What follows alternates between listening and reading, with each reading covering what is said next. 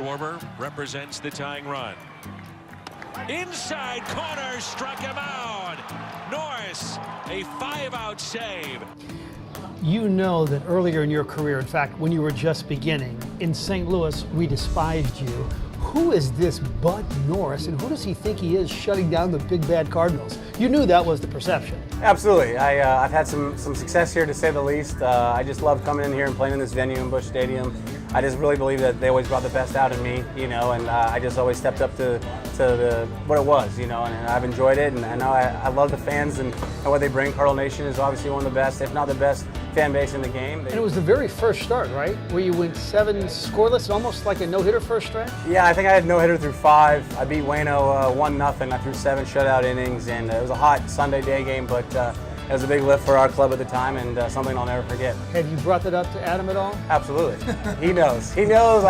The funnier part, too, is I got my first hit that night, and I hit an absolute dribbler down the third base line and ran pretty hard down the line and beat it out.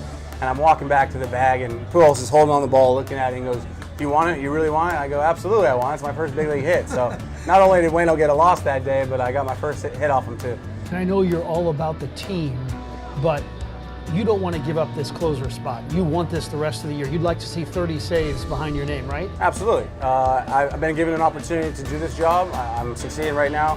I'm going to continue to put in the work in any role that I pitch down there. But yeah, I want to be the guy there in the 9th inning to get the job done, because I just want to be out there on the field, help this team win ball games, get in the postseason, and make a run at a World Series. So I believe myself. I believe in the group we have down there. We all kind of work off each other and go from there. As a reliever, you got to be confident. You got to be in control.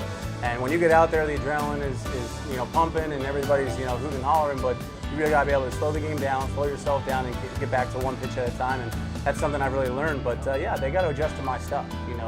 As a reliever, they haven't seen you yet. They got to make adjustments to your breaking ball, which is going to be different than the starters. And basically, it's one at bat at a time and one pitch at a time. So I believe in my stuff. I know how to execute pitches, and I'm going to make you hit it. You try to make young pitchers in that bullpen, in fact, players in the clubhouse, accountable. And that's kind of interesting, because you've just been here for about 3 months. You want to make sure that everybody's on your same wavelength in terms of work ethic? I think it carries over.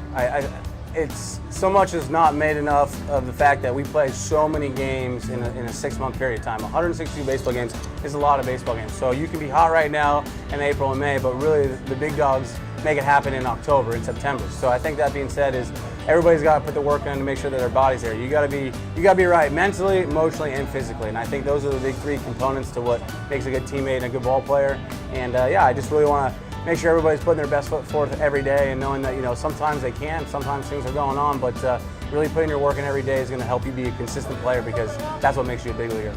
I've had a lot of confidence in my playing days, but also been knocked down, at the same token. So knowing that I've kind of made the transition to closer, and it's gone as well as it has, and to get an opportunity here in St. Louis to really be the guy and to run deep into June and all the way through the second half is going to mean a lot to me, to make sure I stay on top of those numbers. But it's the fact that I put in the work and I'm staying healthy, can stay on the field and really help my team win games.